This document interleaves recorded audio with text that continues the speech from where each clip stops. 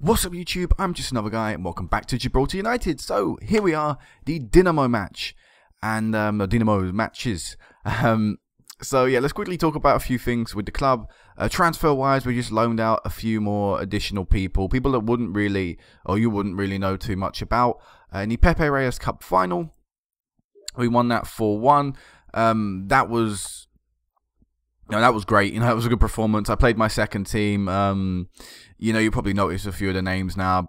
Pretty decent back four and stuff. So, yeah, overall, a 4-1 victory was just really nice. And, yeah, quite, a few people getting their debuts and stuff. We had a few youngsters playing, Simon Hope and Tom Hampson, who also scored the goal, scored the last goal of the game. So yeah, it was just a really good performance, and it's really nice to see that our second team can quite comfortably beat the second best team in Gibraltar now. So that's, obviously our second team has also stepped up in quality as well as our first team squad. But yeah, apart from that, that is it. No news yet about the Gibraltar national team job, but I spoke about how I think that will be handing out closer to the date. I don't actually know when the squad would need to be set for this. Set for the first few games. So I can imagine it's, like 2 weeks before the fixture or 1 week before the fixture. So it should be soon that the Gibraltar national team job is decided. So, hopefully we'll have news by next time I see you.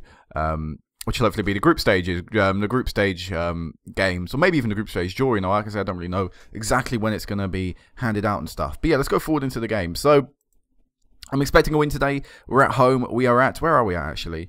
We're at Europa Point, only 7,000 people turning up. Again, can't really work out why the playoffs get such low attendance for me. But yeah, let's run through the team quickly. So, in goal we have Cox, Armado right back, Perez, Meti, and Muster in defence. A midfield of Carragher, Marola, Sidibe, and Carlos, and up front of Sonogo and Giselle. Morello is starting his first game alongside Sidibe, and he's playing box-to-box midfielder support.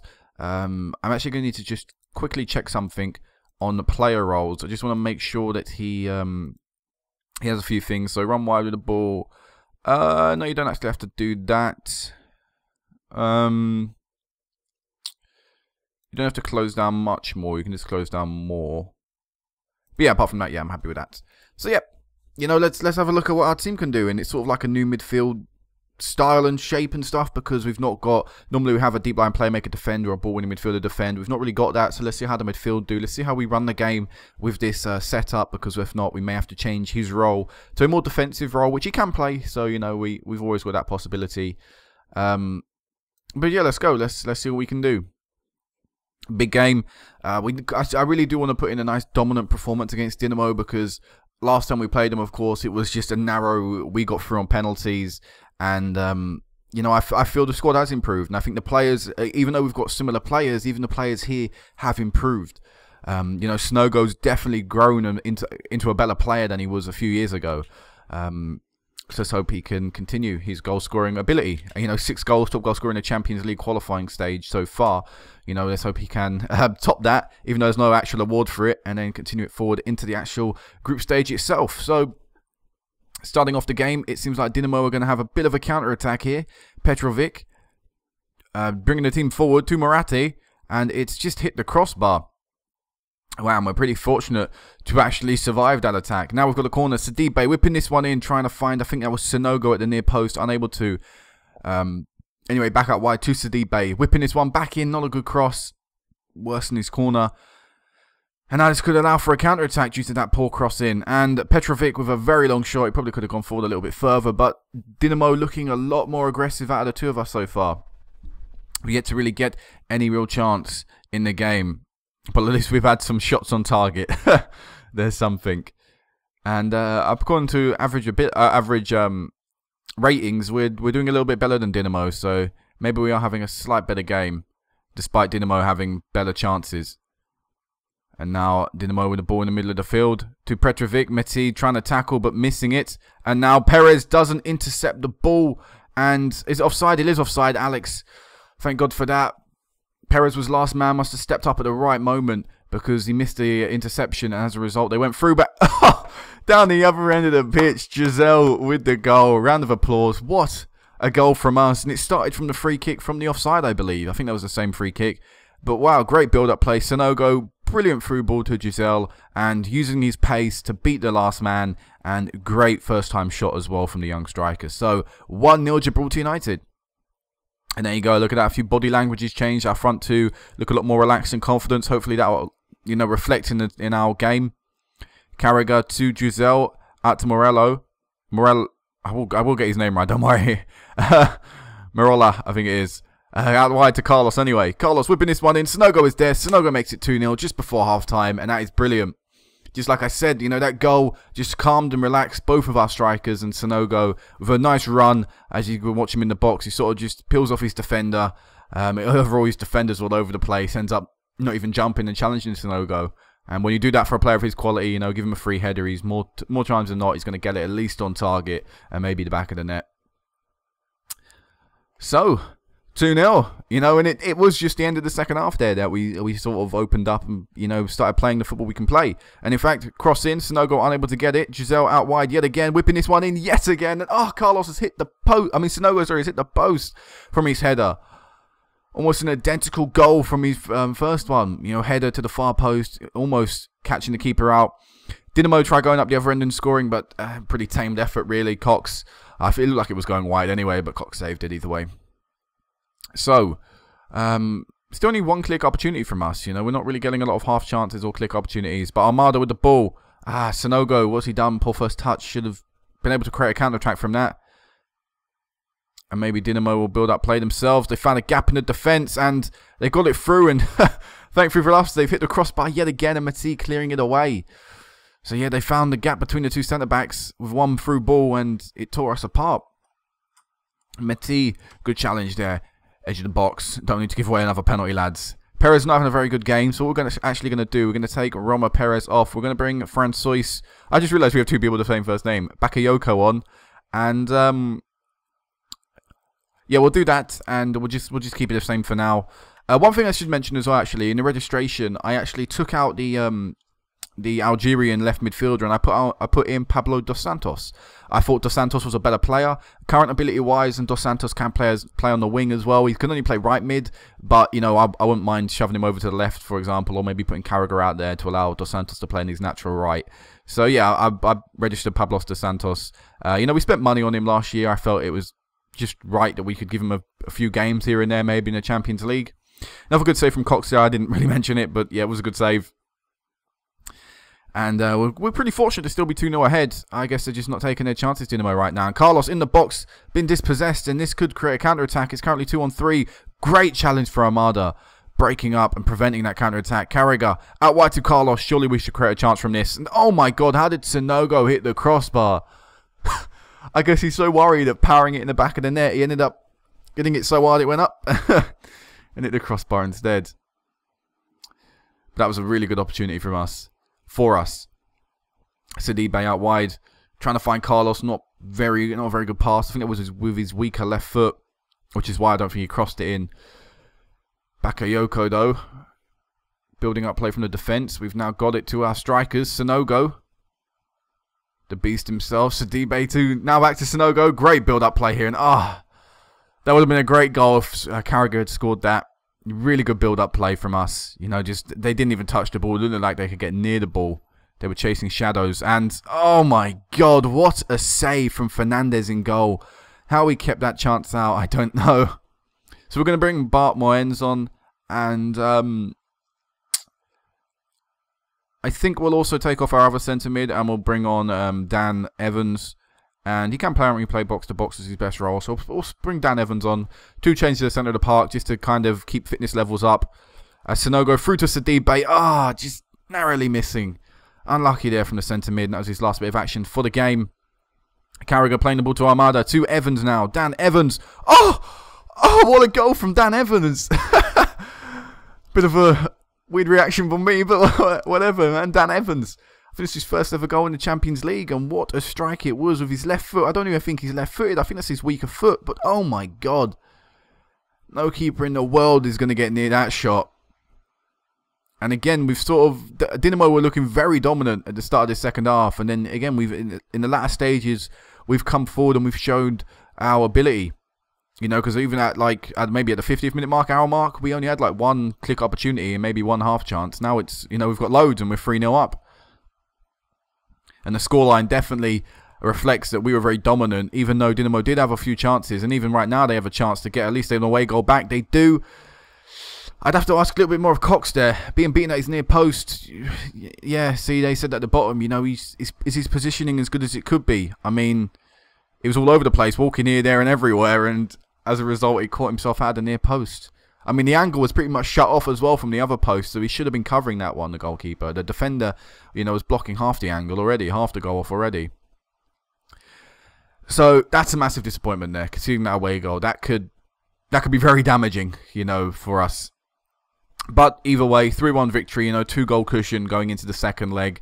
I'm sure we can score, you know, in Croatia, so I'm not too worried about the away goal, but it would have been nice just to go there with a 3-0 victory, you know, and not even have to worry about an away goal. And Sanogo, maybe we could get a late one here. Oh, should have been 4-1. But then again, we had so many opportunities to score and make it even bigger margin of victory. But either way, 3-1. What a goal. What a scoreline.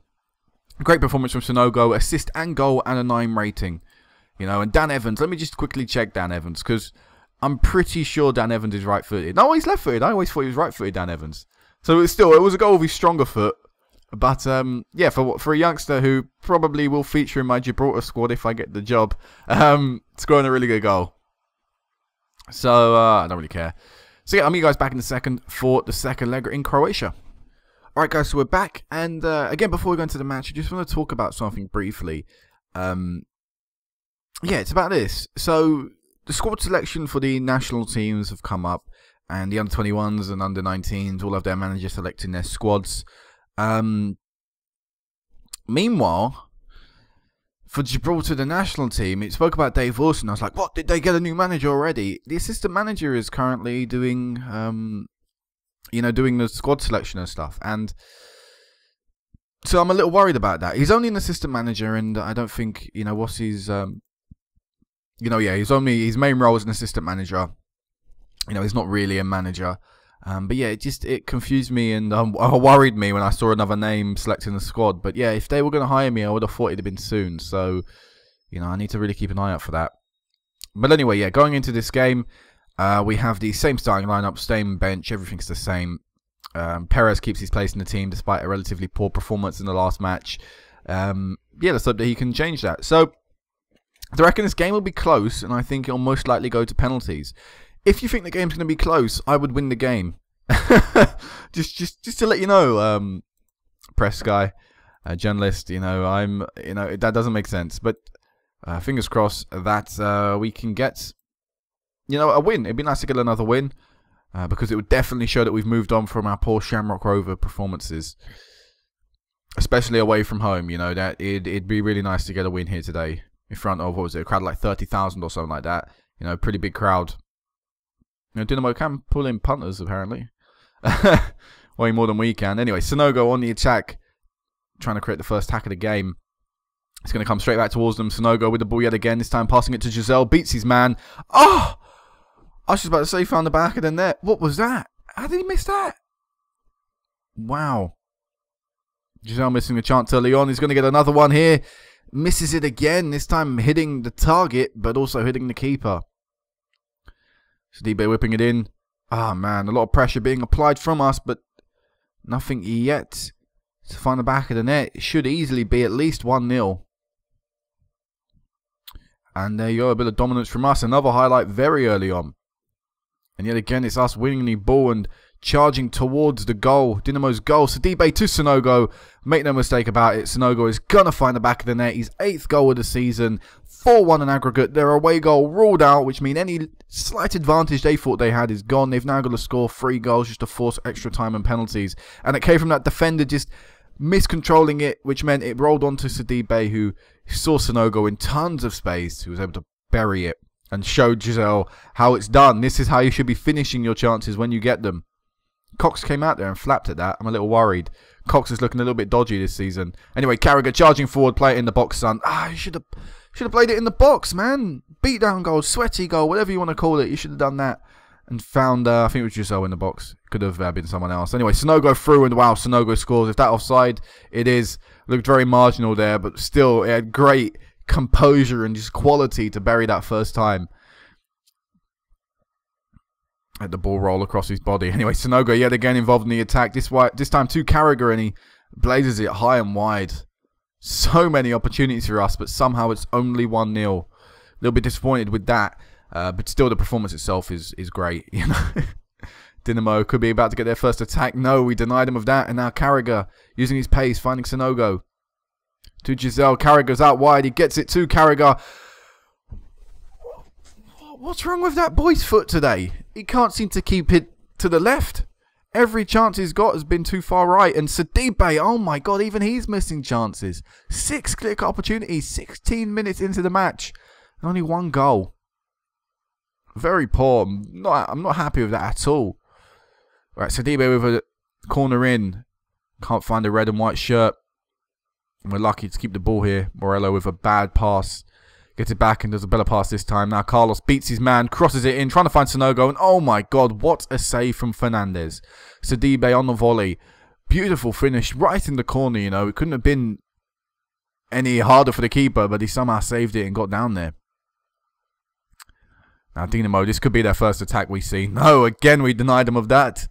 And Giselle finding Sonogo. Oh, just didn't have enough pace to beat the last man. I thought he would have used his strength, but I guess he decided against that. Probably would have been a free kick anyway. And Cox coming out to clear the ball. Little risky whenever I see the keeper come out, keepers on this FM, you know, it's just, it worries me. And we do see Dinamo with their first clear opportunity of the game, and it's really nothing great. A pretty tamed effort, a bit like most of ours, though, to be fair. So you're not really one to criticise. But yeah, good performance so far. Nothing to really complain about. Performances aren't good aren't great in certain areas. You know, Armado with a 6.6, but then again, he's defending against a team that aren't really creating too much or anything too threatening. So there's nothing really. I'd be like, oh man, you're giving away too many opportunities. Oh no, it's an injury to the striker, so it does mean that Silvio is going to come on. And I just want to check something quickly. Who would be better suited to play the advanced 4 role? See, with Silvio, he's not great. And also with that injury, I may actually be forced into trying to sign a striker quickly before the transfer window closes.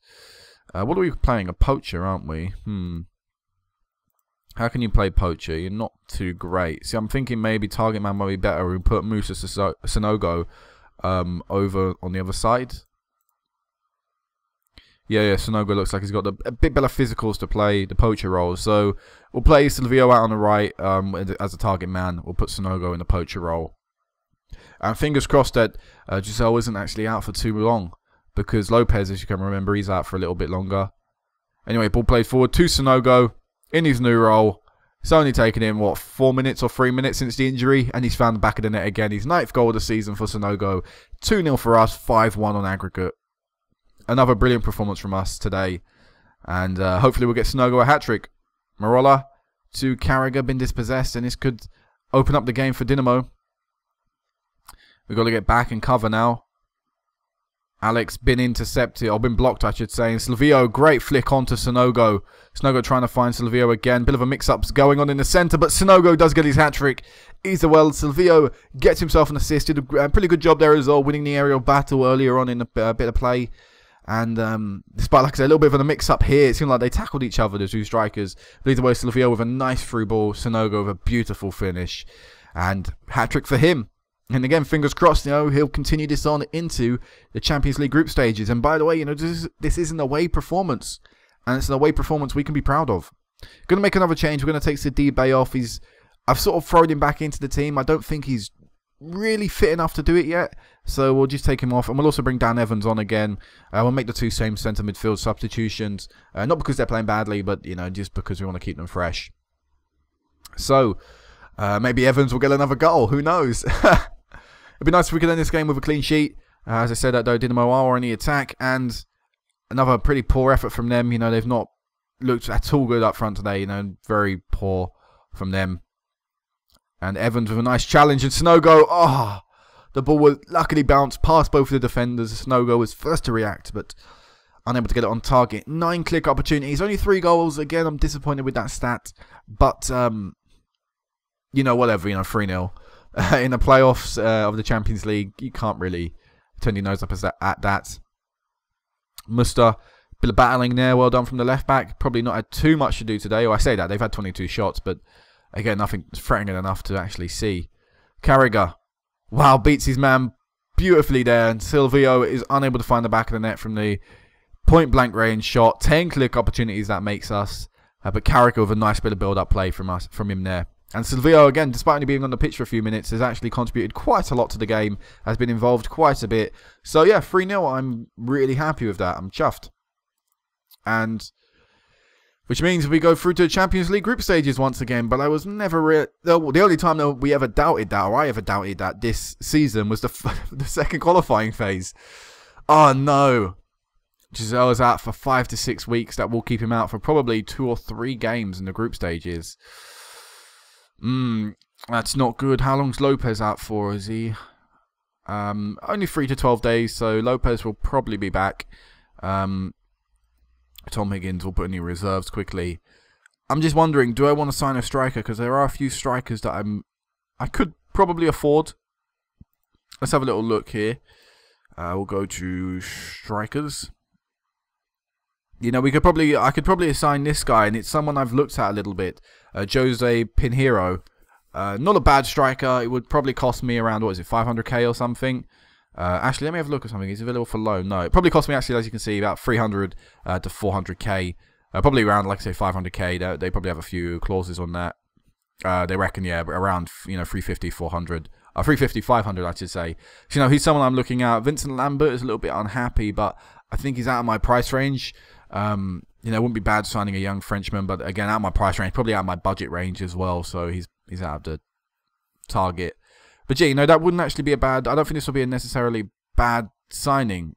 It's just that, would he play enough to satisfy his need? You know, I'll look into it. I'll make a bid. Let's have a little look. We'll make an offer and see what we can get. We'll just offer 350, and they want percentage of profit. I'm not going to give them that. 2.2 over 12 months. Yep, 50. He might not even make that many league appearances. So yeah, I'm happy with that. And 10 league goals. Can we lower that down? We'll lower that down to maybe 15. I could just type it in. It'd be quicker. We'll get rid of that. 15, and then we'll bump this up to. We'll put in that, I guess. What do you think of that, mates? You happy with that? I'm happy with that. I don't think he'll reach 50 league appearances, which is why I'm willing to add that clause in. You know, this isn't like most other leagues. There's so many few. Wow, what's that much a week?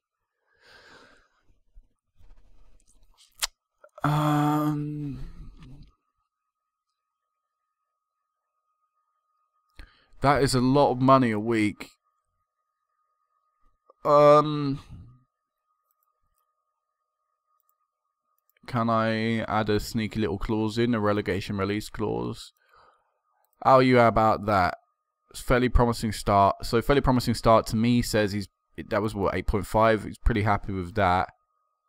We aren't too far apart. We're offering the same wage again. 875. We're getting close to a deal. Don't know the negotiations. We're offering 9k now. Alright, so we loaned him down from about, what was that, 4k? We got him off the wage. I'm not too sure. Cage press conference, don't really care. Do I really need to sign him? Let me browse quickly. And let's have a look at what's on the loan list. We might be able to loan someone in. I don't know, because then it's going to take up a registration slot. I don't really think I'm going to want to spend that wage on him. I'd rather just put, you know, one of my younger strikers in. Yeah, we're not gonna do that. So Reed wants to go out on loan to Man 62. I'm fine with that. 6.88 million in the bank, up to 27 million now in the bank balance. What's our highest been before? It's probably been around that level. Let's have a look.